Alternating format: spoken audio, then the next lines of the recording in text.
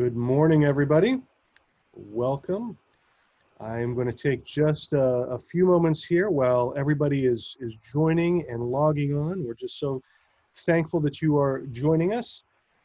My name is Chris LeBrun. I am the marketing manager at Adventist Risk Management, and just again so grateful that you are joining us this Sunday morning for a very important training workshop.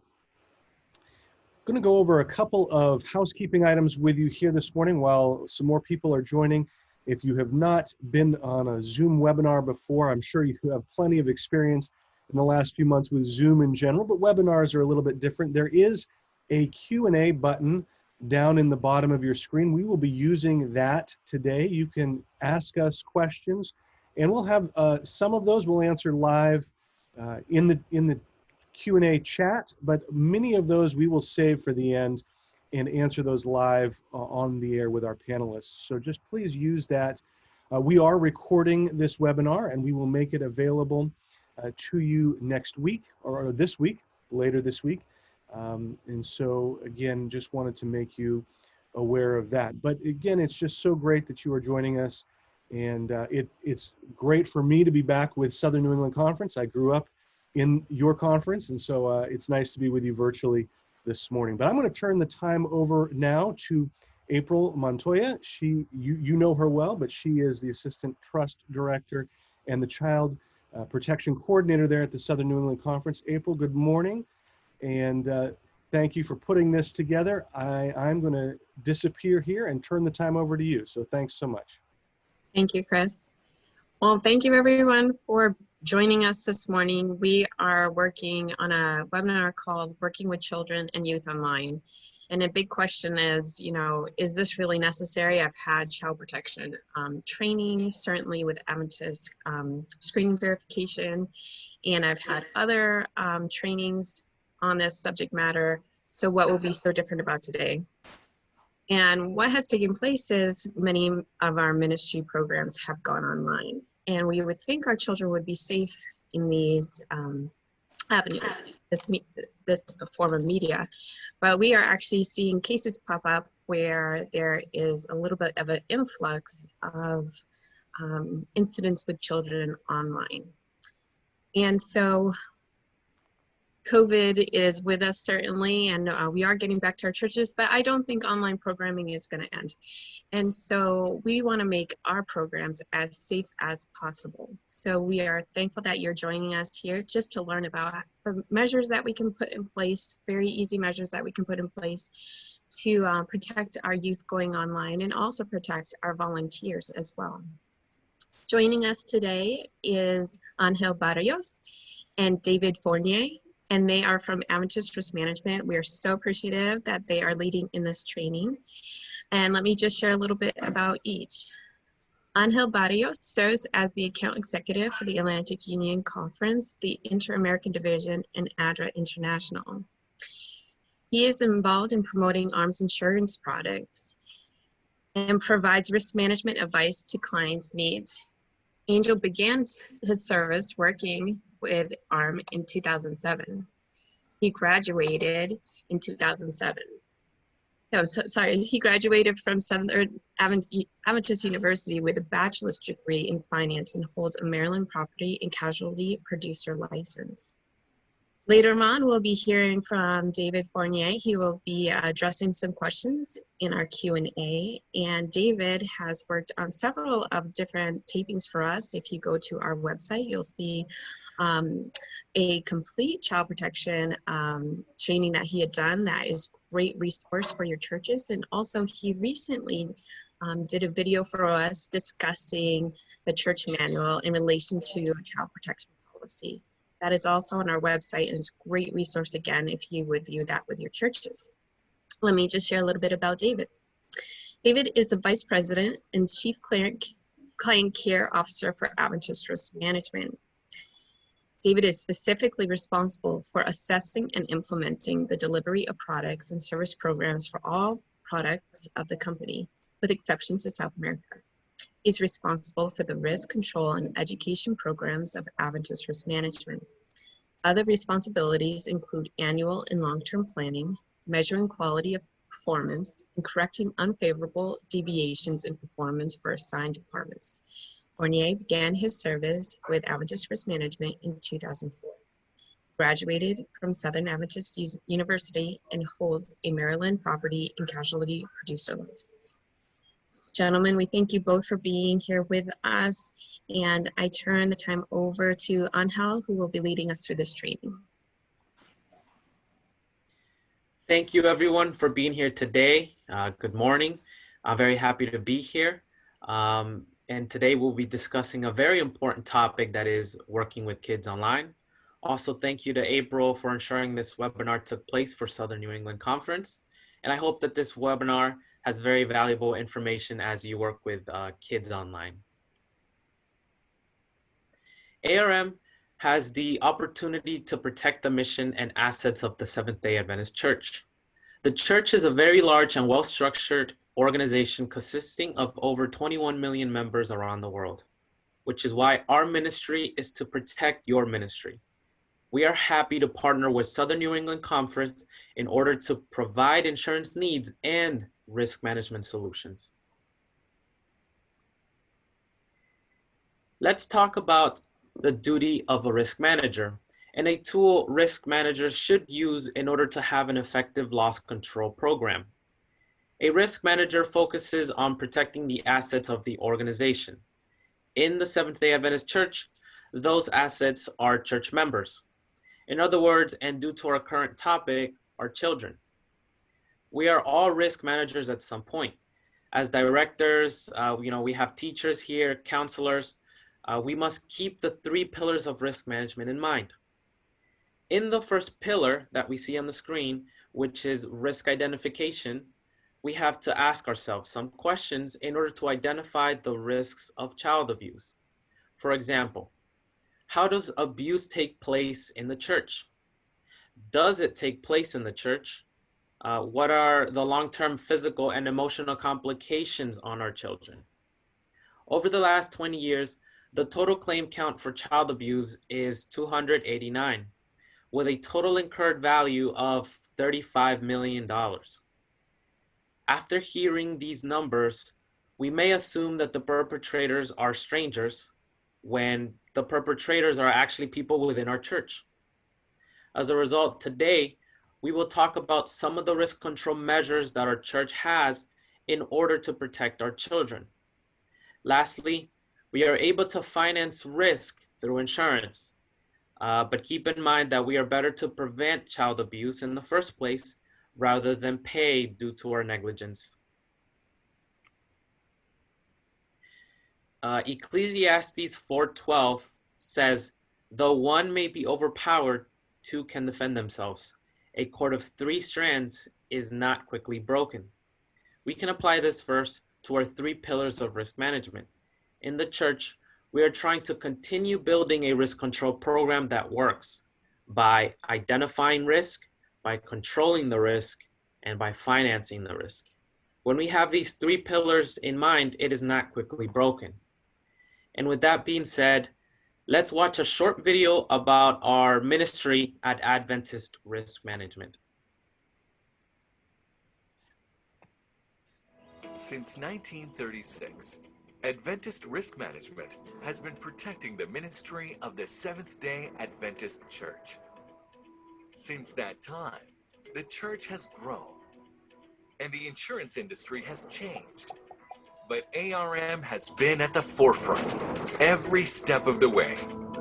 Part of protecting the ministry of our clients is helping them reduce risk, which can lower their cost of insurance. One way ARM does this is by training pastors and lay leaders in practical ways of reducing risk.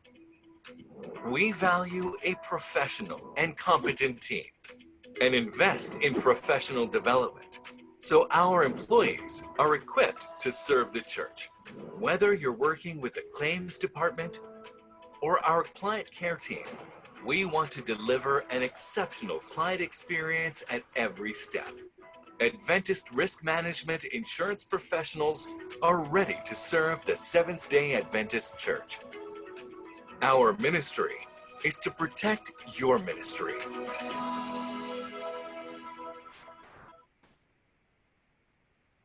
The COVID-19 pandemic has affected over 21 people around the world and caused several problems in the United States. Furthermore, our church may be affected by cybercrime, which is a serious problem to the financial health of all our conferences. The hardening of the insurance market continues, causing insurance carriers to tighten the terms they offer while increasing premiums. Social changes are another trend. One of these social changes in particular is immigration. The US has people from many different countries, and we must adjust to the legal environment of this country. Living in this country means we must have an understanding of the legal norms here in the United States. We live in a litigious environment, which means lawsuits are becoming much more common. As a result, we are currently living in unique times, and we must be prepared to identify and adjust to the current trends. Additionally, the church membership has increased over the last 10 years. Church buildings are getting much older, which means churches should expect to budget to higher maintenance costs, which is why we must identify and adjust to these changes that are currently happening around our churches. Today, we will discuss some of the wording from the church manual in order to identify the church's child protection plan. You represent an organization that has developed child protection policies.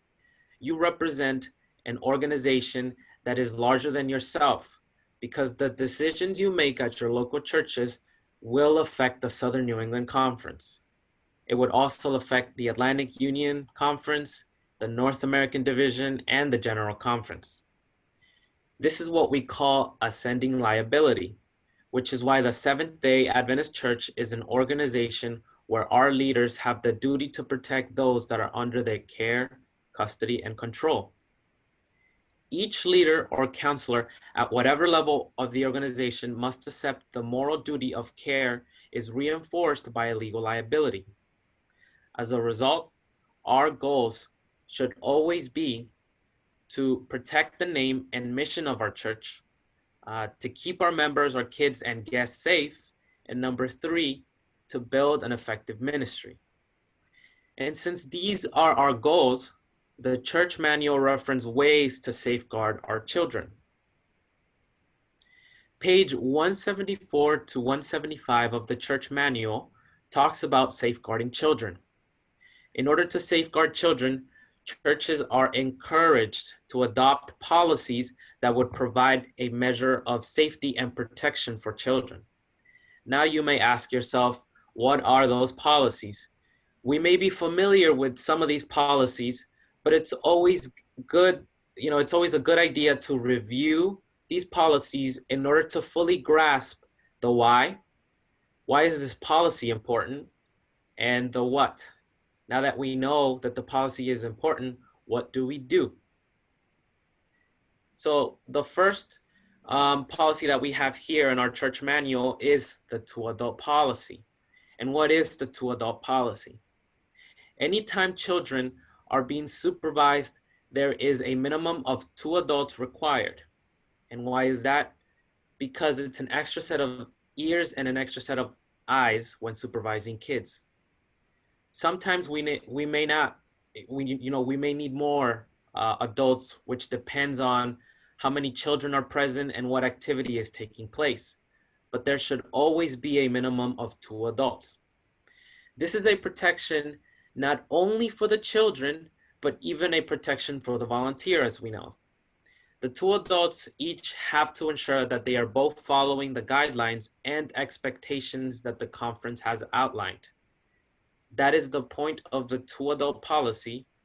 And, with that being said, we also have the open door policy. We have an open door policy because it discourages private one-on-one contact in all situations. Sometimes it may not be possible to leave the door open, which is why having a second adult at the door will help assist when this policy is not possible. Another option is having windows or vision panels on the doors or even windows on the walls. This will allow easy monitoring of the activities taking place in the rooms. This policy, along with the two-adult policy, will become essential as we speak about working with kids online further into the webinar. Now, why do we have volunteer screening? Any organization that works with children is expected to go through a screening process. Whether you are a school or a church, it's crucial to know who are the volunteers at my organization. Knowing this expectation, there is some basic information to collect from all the volunteers. Now, what is that basic information? First, every volunteer should complete a volunteer information form that needs to be acquired from the conference. I invite you to please work with April in order to acquire these forms from the conference. After this form has been completely filled out, every volunteer must go through a reference check, which is part of the volunteer screening process. This process may be the most important because it's a good reference check process in identifying concerns that somebody has about the volunteer based on personal experience. If your role is to focus on reference checks, we have an article that focuses on the things that you should and you shouldn't do when checking references. It has some of the questions that you should and shouldn't ask. So again, please talk to April, as the conference may already have a form with reference questions. The last part of the volunteer screening process is, whether you work with children or not, is that you go through a background check. I will talk briefly about this process once we get to the training section of this presentation. But it's really important that we do all the things that we do all of these things essentially because these are the minimum expectations. When cases go to court, the court will ask, did you go through the minimum guidelines established by your organization? What are some of those minimum guidelines? They may ask, did you do the volunteer form? Did you do reference checks? Did you do a background check? We need to be able to say yes, which is why we need to make sure that we do at least the bare minimum. The church manual also references the 6-month policy. You want to get to know your members before they serve as volunteers. You can learn a lot about an individual during this time. It allows you to become familiar with the individual's talents, with the individual's personality, and even their temperament, which becomes crucial when working with kids. Essentially, this policy will help determine if the individual can serve as a volunteer. Lastly, training is part of the background screening process that we do here in North America and plays an important part in the learning process. Trainings like the ones we are doing here today is a form of training. Having conversations about this topic at your local church is part of training, and making sure that all volunteers go through the Adventist screening verification course is part of the training, as April mentioned in the beginning of the presentation.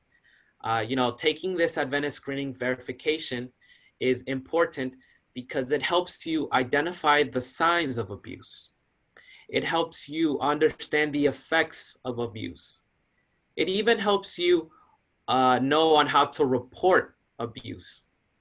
So training is an important part of the learning process, which is why whether the volunteer works with children or not, they should take the Adventist screening verification training. And now that we have reviewed the church manual guidelines that we have, now let's apply these directly to working with kids online. You'll see our website there, where you would also have access to our solutions blog, which I will talk about later today. Also keep in mind, before we go into working with kids online, remember to work with your conference. local church leaders should consult with the conference in order to ascertain conference procedures. That point of contact is April. But if you need any additional resources regarding child safety, please visit our website at www.adventistrisk.org/safety resources, where you would be able to have many different resources on child protection, since we actually have a section on child protection with many different resources. We reviewed the church manual in regards to child protection, where we spoke about the importance of having the two-adult policy as well as the open door policy. Now let's apply them to working with kids online. The two-adult policy requires having two adults present in children's rooms, classrooms, or activities. The same should apply when counselors are meeting with kids online via Zoom or any other platform approved by the conference. You want to ensure that your class is led by at least two adult supervisors. Both adults should be copied on every communication, and meetings should include both adult supervisors. On the other hand, the open door policy discourages private one-on-one contact. Therefore, parents should be copied on all electronic communication or ensure that parents can access emails or messages sent through other channels. It is important to strongly encourage the parents to participate, monitor, and supervise any communication and meetings in which their child participates. Parents should be able to see everything that is going on, just how parents were able to see everything that was going on in the classrooms. And just because we are working online, it does not mean that policies change. Both the adult and the open door policy can be applied to working with kids online. Additionally, consider consent forms because you want to ensure that you have permission to communicate with the minors from the parent or legal guardian. If you have not done so already, please read this article titled Working with Kids Online by David Fournier. It has very valuable information like a new consent form that would be appropriate to meet the needs of working with kids online. But we encourage you to work with your conference as they work with local legal counsel in order to meet your jurisdictional needs. We spoke about avoiding one-on-one interactions. But something else to keep in mind is that volunteers should use the platform that is approved by the conference, not to use platforms that the conference has decided not to use to hold meetings, whether that's Facebook or Instagram that allows for private communication. You also want to have a second adult when sending communication via whether it's an email, and even to ensure parents are included in all communication. Volunteers should also commit to learning about technology, since quite frankly, it seems that every year or every other year, a new social media app or platform comes out. The people using a given system need to understand exactly how it works and all the different ways it works. It's not hard for young people to figure out the newest social media platform that comes out. And while the teacher or counselor thinks that they are running a Zoom meeting, the children in the background can be communicating privately. This is why committing to learning about technology is essential. If we are able to fully understand how a given system works, it will allow us to know how much supervision and control we have and how much we don't. For example, when using Zoom, we should be able to know how to mute everyone's screen and even who is able to share their screen. And why do we do that? Because we don't need everyone to have access to being able to share their screen. And it's also important as well, like I said, to mute the screen, because we don't want to hear any background or conversations that are happening when we are conducting our meetings. I mentioned that David's article has a new consent form when working with kids online. So what is a consent form? Essentially, a consent form is a communication tool. If you go to the article that David made, you will be able to access this consent form that is on the screen. Your conference may have a different consent form, but if you read our template consent form, it may have very delicate information on it. Basically, what this form states is that if you as a parent want your child to join our meeting, we don't know and have no control over what your child has access to online. We don't know if your child will be exposed to bullying, pornography, viruses, because we don't control what your child sees while they are online.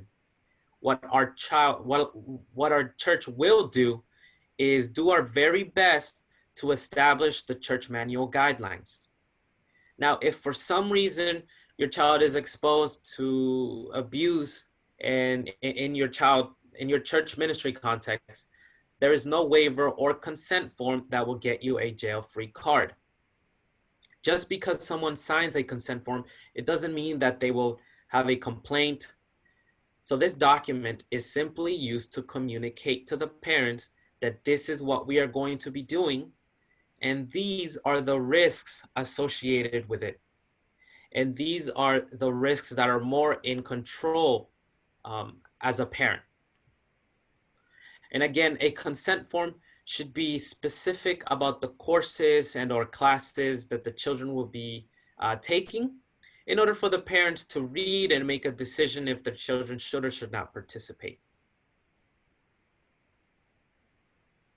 Today, I am talking to you here as volunteers, as volunteer leaders as well, who are working with children's ministry. I am providing you some information because a lot about protecting kids is going to happen on the other end of the screen. That's why you need to partner with families. Your volunteer policies apply to you, but you can encourage the parents to be allies with you as well. If parents can participate on the meetings, by checking in or even looking over the screen, that's good news for everybody. Essentially, as volunteers and parents, we want to be on the same page so that the child does not receive different messages. Here on the screen, we also have some talking points for families. To know what kids are doing and what is available, you must have the lines of communication open. Using router or network controls to limit time or types of content are systems that are available to you. Personally, I have noticed that newer iPhones give you the ability to select if the iPhone is for your child or not. This will give you the ability to control the type of content they are able to see. Keep in mind, just because you implemented all of these network controls, you will not have any issues and your kid will not find other ways around these control settings. This is all the nature of technology, which is why there is nothing like spending time with your children and seeing what they are doing with your own eyes. And here on the screen, we also have more talking points for families. Again, you want to make sure what children have access to. Putting a computer in a central location will help to know what is going on. It can also keep kids out of trouble, and you know that you can trust them because you can see everything that they are up to. As a parent, it doesn't necessarily mean you need to constantly check on your children, but having a computer in a central location definitely helps. Or even using, whether that's an iPad, sometimes those are mobile equipment. Again, you want to stay in a central location. These are some of the red flags for parents to be aware of. Spending long hours online, especially at night. It's hard to monitor what is going on all the time and easy for a situation like this to get out of control, which is why we must be vigilant. We'll see number 2, phone calls from people you don't know is another issue. Unsolicited gifts arriving in the mail is another big red flag. Turning off the computer when you talk into the room is another big warning sign to keep in mind. When something like this happens, they most likely don't want you to know who they are talking to, or they want you to know what is going, or they don't want you to know what's going on in their screen. Withdrawal from family life and reluctance to discuss online activities can be a big red flag. Sometimes something bad has already happened is when that shows up in a child. Usually children are, very excited about online activities, which is why reluctance to discuss online activities could be a red flag. These are some talking points for parents to share directly with parents or with the youth. So when talking to youth about online issues, you want to ensure to avoid private conversations. And like I've stated before, you want to ensure that lines of communication are open. You also want to remind the kids that anything they post on social media, whether it's a photo or video, that it's public and they can't take it back. Posting personal content online can have very serious consequences.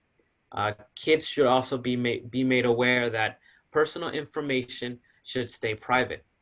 While everyone is, sharing everything that is going on that is going on in their personal life, uh, you know, kids tend to share everything they eat, many different things that they share that should be private. Children should take pride in being a private person. Those are some of the things, some of the conversations to have. Additionally, all communication should copy and reply to all other counselors or teachers. This is another reminder to adult volunteers that just because you have an email list, it doesn't mean every email address should be shared with everyone. The BCC or blind carbon copy is a good tool to use.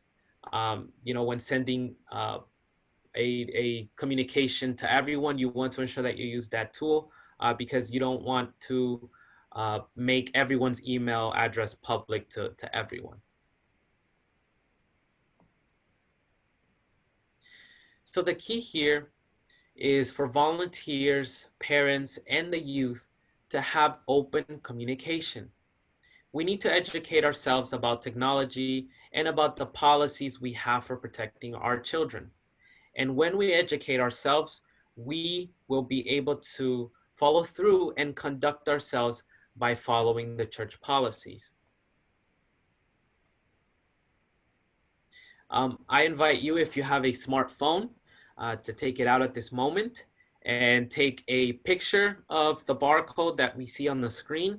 Once you take a picture, you will be directed to our solutions blog, where you will be able to be subscribed, and where you will be able to receive every month, either 1 or 2 times a month, articles on child protection, articles on safety officers and maintenance. There's many different categories and topics that we have and that come out every month.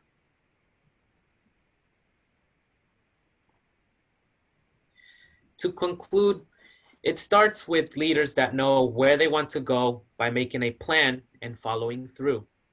Many times a plan is developed, but it's not fully followed through correctly, causing the plan to fall apart. If it's not coming from the top, it will be difficult for the team to follow. As children ministry directors, Pathfinder directors, you must have a plan and follow through in order for your teachers and counselors to follow through and follow the plan effectively. Remember that different circumstances require different solutions. So as leaders, let's set the tone by protecting children that are under our care, custody, and control. And with that being said, I'd like to end with Matthew 25:21 that states, "His master replied, 'Well done, good and faithful servant. You have been faithful with a few things. I will put you in charge of many things. Come and share your master's happiness.'" Again, thank you for joining us here today, and hope that this webinar was very helpful. And I will now turn it over to David Fournier, who will be answering any questions you may have. Thank you, Angel. Really appreciate you walking us through this presentation today. Thank you, everyone who's joined us. I'll give everyone a minute. If you have a question, now is a good time to post it in the Q&A, the question and answer tool there. I did see a question earlier asking if Southern New England had their own consent form. Southern New England has their own volunteer information sheet and reference questions, but they do use the ARM consent form that we have posted and referenced in this article. So just for those wondering that. I also wanted to highlight, I really appreciated Angel's comments throughout, but especially at the beginning, there's some big picture principles that are super important with this topic and anything to do with risk management in the Seventh-day Adventist Church. At the beginning, you remember that Angel talked about the fact that we are part of something bigger than ourselves, and we are part of a conference. It's one of the strategic advantages that the Seventh-day Adventist Church has, is we work together as a large body and multiple churches working together as a conference. And it's important that we capitalize on that. We are a large organization, or large organizations. So when we take on a duty, as Angel described, taking on a duty then gives us a responsibility to behave, to set standards, and to conduct ourselves in a way that is in keeping in our territory with the expectations of a large organization of that kind. So that's hopefully helpful for you. Question here was, should we have a Zoom meeting with all parents about online safety? I think that's probably a great idea, some orientation for parents on online safety. I would encourage you to reference online tools. As we were preparing, Angel and I were working on this presentation. We did a lot of research. There is a lot of great information out there. Much of it is very consistent. So it wasn't hard to find sort of the key themes in keeping young people safe. That's why we did the sort of the top tips and those kind of talking points for families. The thing I would like for you to avoid is to taking on a new duty that I don't think you have. Anytime we take on a duty, we are now responsible for doing something, right? So what I don't want you to do is present yourselves as cyber IT security and specific system experts, right? You'll notice that in this presentation, Angel did refer to in an illustrative way. As an example, he referred to, I understand, like, for example, that an iPhone has a feature like such and such, or you'll notice that in Zoom, for example, it does such and such. Those are illustrations, and that's okay. What I would discourage you from doing is taking on the duty of becoming the educator for your parents on recommending specific systems, recommending, and giving tech support and that kind of thing for various technology and that kind of thing. To my knowledge, that's not the business the Seventh-day Adventist Church is in, and unless you are a professional in that field, probably not a good idea for us to go down that road. But there are a lot of great resources we can point them to, and I think that's knowing what generally the issues are and pointing people to the right resources is a really great idea. So yes, let's do it, but let's also understand our limitations there. So somebody asked a great question. It's a good question that I'm not going to answer, but it is, do you recommend any special settings in Zoom, for example? No, I'm not going to recommend any special settings in Zoom, other than to let you know, I do use Zoom. We're clearly using Zoom here today. And Zoom does have a lot of great features. In fact, I think in a recent article, it might have been the article I wrote actually, we may have even included a link to Zoom where they had updated their privacy and security settings and had a great article explaining how to make that happen. So again, it's a reference to the people who can represent that information best. So while we're not going to cover that here, that information is very available, and I think it's even linked in that article we talked so much about today. There's a question about the expiration of the background screening through Sterling Volunteers. How do you know when it has expired and when you need to do that again? I will leave that for April to work on. In the church, though, it is at least every 3 years, unless Southern New England is doing something more frequently than that. But generally across the church, for the most part, I think it's every 3 years. So if you know when you did it, I know I actually was getting worried about this recently myself, and I said, I think I've probably expired. Other people think that about me in all kinds of ways.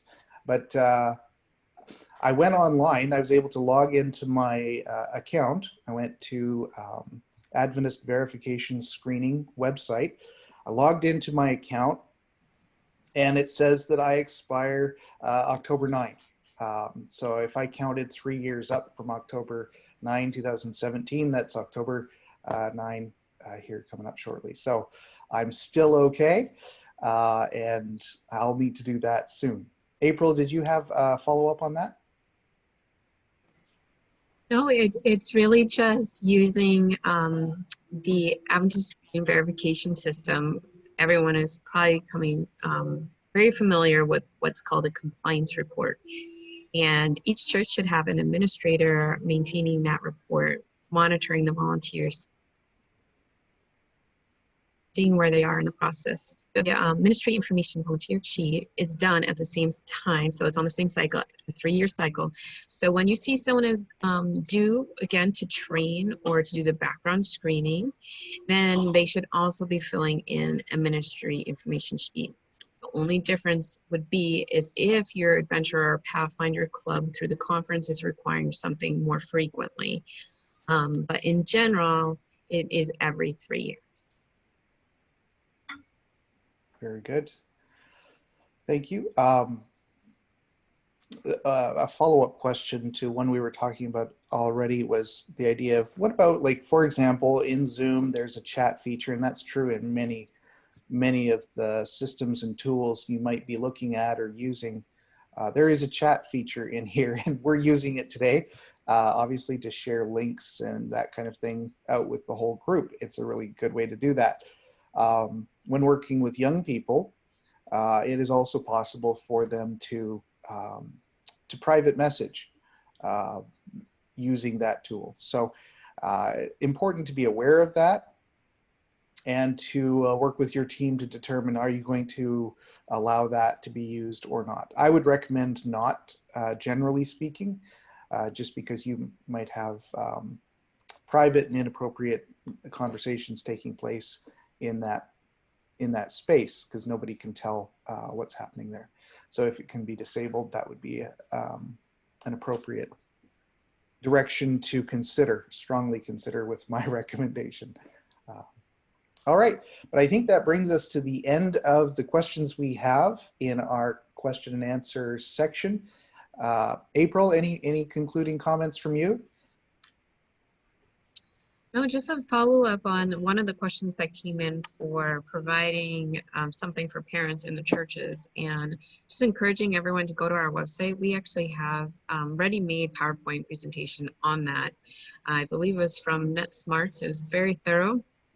And it's something that's done, and if you want to take a look at that, just go over to the SNEC online website and look under Child Ministries, and there is a lot of resources available if you want to provide information to your.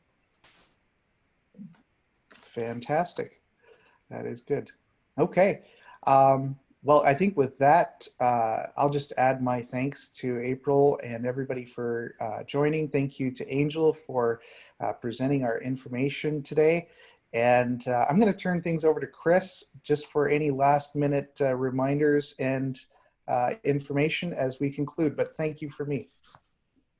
Yes, thank you from all of us at Adventist Risk Management. Again, we would love to have you subscribe to our Solutions newsletter. As Angel was saying, it comes out every other week, and so just a lot of good information on risk management, and we'd love to have you subscribe to that. We put the link in the chat, and you also had that QR code as well. April, thank you so much for prioritizing child protection there in Southern New England Conference and for inviting us to host this today with you. We're just so grateful for the opportunity to partner with you guys, and wish you all the best. Again, we will have this recording available. We'll send the link to April very soon in the next couple of days. So watch for that. Again, thank you all so much for joining us, and enjoy the rest of your Sunday. God bless and be safe. Thanks. Bye-bye.